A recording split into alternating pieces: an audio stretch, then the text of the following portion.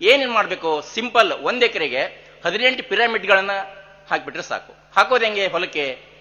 ಅದು ಸಿಸ್ಟಮ್ ಎಲ್ಲನೂ ನಾವು ಯೂಟ್ಯೂಬ್ನಲ್ಲಿ ತೋರಿಸ್ತೀವಿ, ಹೇಳ್ತೀವಿ ನಿರಂತರವಾಗಿ. ನಿಮಗೆ ಗೊತ್ತಾಗುತ್ತೆ. 1 ಎಕರೆಗೆ 18 ಪಿರಮಿಡ್ಗಳನ್ನು ಹಾಕಿ ಅಲ್ಲಿ ಬೆಳೆ ಬೆಳೆದ್ರೆ, ದೇಸಿ ಆಕಳ ಹಸಿವಿನ ಉತ್ಪನ್ನಗಳನ್ನು ಬಳಸಿದ್ರೆ ಯಾವುದೇ ಫರ್ಟಿಲೈಸರ್, ರಾಸಾಯನಿಕ ಗೊಬ್ಬರಗಳ ಬೇಕೇ ಆಗಿಲ್ಲ. ಯಾವುದೇ ಕೀಟಗಳು ಬಾಧೆ ಬರಲ್ಲ, ಅದಕ್ಕೆ ಯಾವುದೇ ರೋಗಗಳು ಬರಲ್ಲ ಪಿರಮಿಡ್ ಕೆಳಗಡೆ ಇರೋದ್ರಿಂದ. ಅದೇ ಉತ್ಪನ್ನಗಳನ್ನ ಅದಕ್ಕೆ ಸ್ಪ್ರೇ ಮಾಡಿದ್ರೆ ಸಾಕು, ಅದ್ಭುತವಾದ ಬೆಳೆ ಬರುತ್ತೆ. ಆ ಆಹಾರ ಹೇಗಿರುತ್ತೆ ಅಂದ್ರೆ, ನಮ್ಮದು ಕಟ್ ಮಾಡಿದ್ದು ಬುಧವಾರ ದಿವಸ ಕಟ್ ಮಾಡಿ ತಂದಿರೋದು ಬೆಂಗಳೂರಿಂದ, ಇವತ್ತಿ ಕೂಡ ಫ್ರೆಶ್ ಆಗಿದೆ ಮಾಲ್. ಅದು ಫ್ರಿಜ್ ನಲ್ಲಿ ಕೂಡ ಇಟ್ಟಿಲ್ಲ ನಾವು. ಅಂದ್ರೆ ಆಹಾರ ಸಾತ್ವಿಕ ಆಹಾರ ಆಗುತ್ತೆ.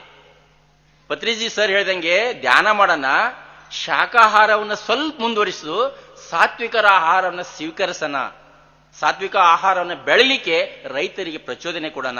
ಆ ಒಂದು ಪ್ರಯತ್ನವನ್ನ ಮಹಾವತಾರ್ ಫೌಂಡೇಶನ್ ಮಾಡ್ತಾ ಇದೆ.